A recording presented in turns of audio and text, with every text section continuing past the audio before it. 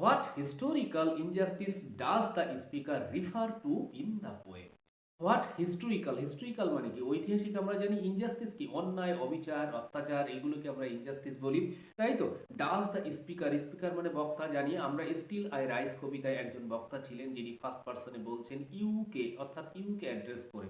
তো সেই স্পিকারই এখানে কিছু ইনজাস্টিস অর্থাৎ হিস্টোরিক্যাল ইনজাস্টিসের কথা উল্লেখ করেছেন, রিফার করেছেন ইন দ্য পোয়েম, কবিতায়। সেইগুলো কি কি সেটাই আমাদেরকে বলতে হবে। উত্তর কি হবে?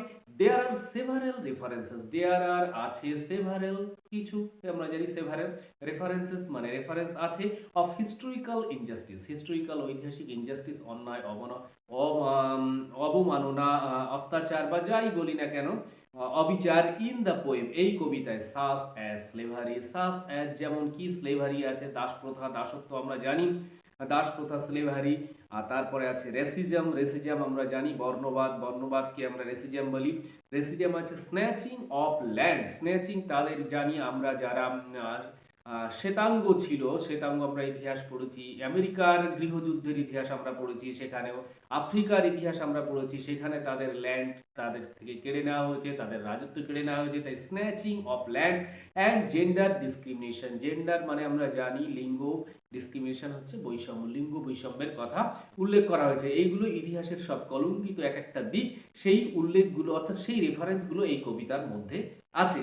তো এই গেল আজকের প্রথম কোশ্চেনের আনসার হয়ে। নেক্সট কোশ্চেন কি আছে? What does the speaker say, what does the speaker, speaker ওই সেই বক্তা ফার্স্ট পার্সনে যিনি নিজেকে প্রেজেন্ট করছেন কবিতায়।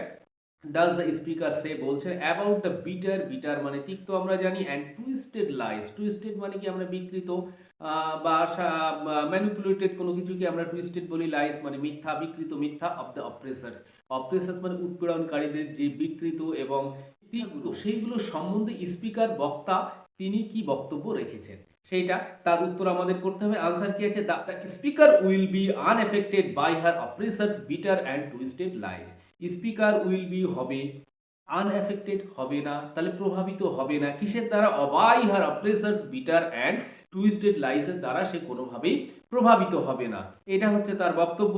তারপরে নেক্সট লাইন আছে ফাইনালি, শেষ পর্যন্ত কি করবে তার আর একটা বক্তব্য আছে, she will rise in, she will rise সে জেগে উঠবে, জেগে থাকবে, জেগে উঠবে, in spite of all the attempts, in spite of মানে সত্ত্বেও জানি আমরা, অল দ্য অ্যাটেম্পটস সমস্ত প্রচেষ্টা সত্ত্বেও, অফ আর অপ্রেসার্স, অপ্রেসার্স উৎপীড়নকারীদের, to turn her human rights down, তার হিউম্যান মানবাধিকার লঙ্ঘন করার যে বা অস্বীকার করার যে সমস্ত প্রচেষ্টা সেগুলো প্রত্যেকটাকেই সে ব্যর্থ করে দিয়ে সে জেগে উঠবে, এই হলো তার বক্তব্য।